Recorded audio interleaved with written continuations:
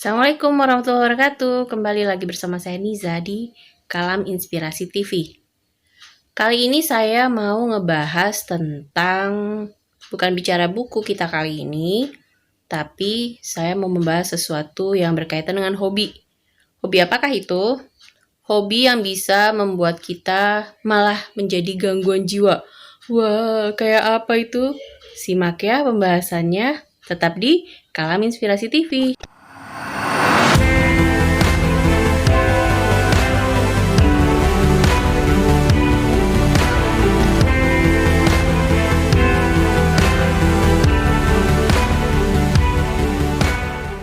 Oke, nah jadi ceritanya di tahun 2017 lalu, teman-teman dari Tribun Batam meminta saya untuk ngebahas tentang obesitas.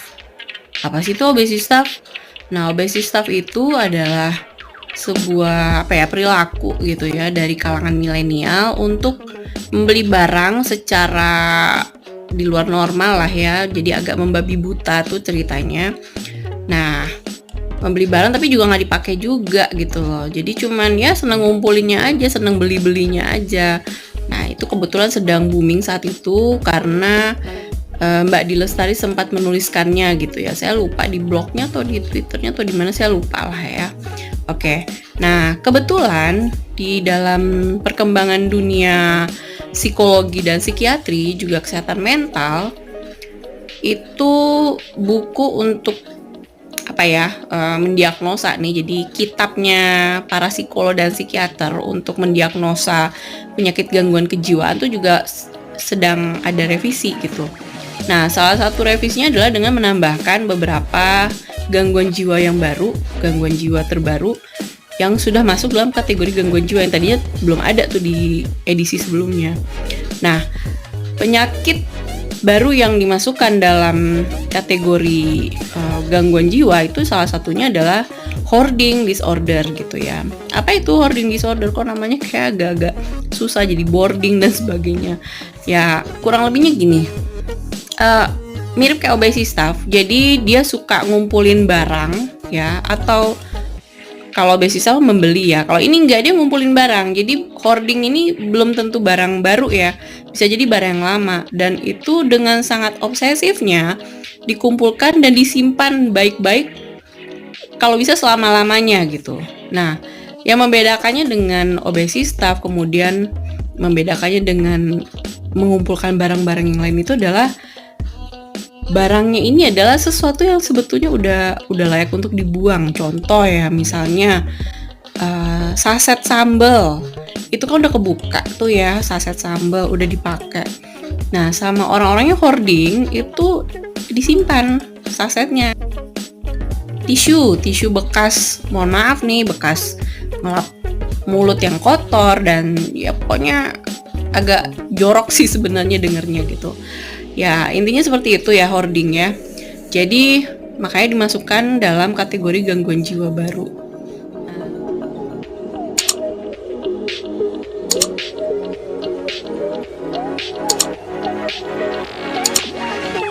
Kalau ketemu hobi mengumpulkan barang seperti ini, repot juga ya jadinya. Kemudian ada nih pertanyaan, gimana caranya kita ngebedain antara orang yang hoarding sama orang yang memang hobi ngumpulin barang kayak kolektor gitu, atau memang ya namanya kan ada beberapa barang kita masih suka nih.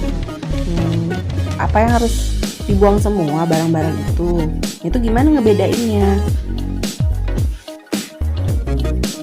Jadi nih sobat inspirasi, untuk membedakan apakah kita termasuk dalam gangguan hoarding tersebut ataukah perilaku kita masih dalam kategori wajar, sebenarnya bisa dibedakan dari cara kita ngumpulin barang atau menimbun barang ya. Nah, kalau kita mengumpulkan barang atau punya barang-barang yang agak berserakan mungkin, tetapi kita mengalokasikan satu waktu untuk kemudian memilah mana barang-barang yang masih dapat digunakan dan mana yang sudah layak dibuang seperti mantan. Ya kurang lebihnya seperti itu. Ya, kalau kita masih punya waktu untuk mengalokasikannya, maka itu kita masih dalam kategori wajar. Jadi nggak usah khawatir. Saya khawatir juga sih, karena mungkin saya juga termasuk di dalam orang-orang yang banyak barangnya, kadang-kadang bawaannya pengen beli-beli macem-macem, tapi habis itu belum tentu langsung dipakai atau bermanfaat juga buat saya gitu ya. Jadi ini self reminder juga sih buat kita semua. Nah, kemudian kalau misalnya nih sobat inspirasi, membedakannya gimana hoarding sama kolektor tuh sama nggak sih? Nah, itu beda ya. Kalau kolektor, dia mengumpulkan barang atau menimbun suatu barang yang sangat spesifik dengan tujuan tertentu. Jadi tujuannya jelas dan barangnya sangat spesifik gitu ya. Kalau hoarding, dia ngumpulin barangnya tuh nggak jelas. Maksudnya ya seperti tadi contohnya, tisu bekas pakai, saset sambal yang udah kebuka, yang udah habis sebenarnya tapi dia sayang untuk ngebuangnya, dan tujuannya apa ya nggak tahu juga. Nah, orang-orang seperti ini kalau dibiarkan terus-menerus, maka akan mulai mengganggu lingkungan sekitarnya, orang-orang di sekitarnya juga. Yang paling utama adalah menimbulkan masalah kesehatan ya, sanitasi, higienis, dan sebagainya. Nah itu, jadi itu yang perlu kita bedakan, bagaimana caranya agar kita nggak termasuk nih, tetapi ya mungkin saja kita masih ada kecenderungan ke arah sana. Nah sebaiknya dikurangin ya.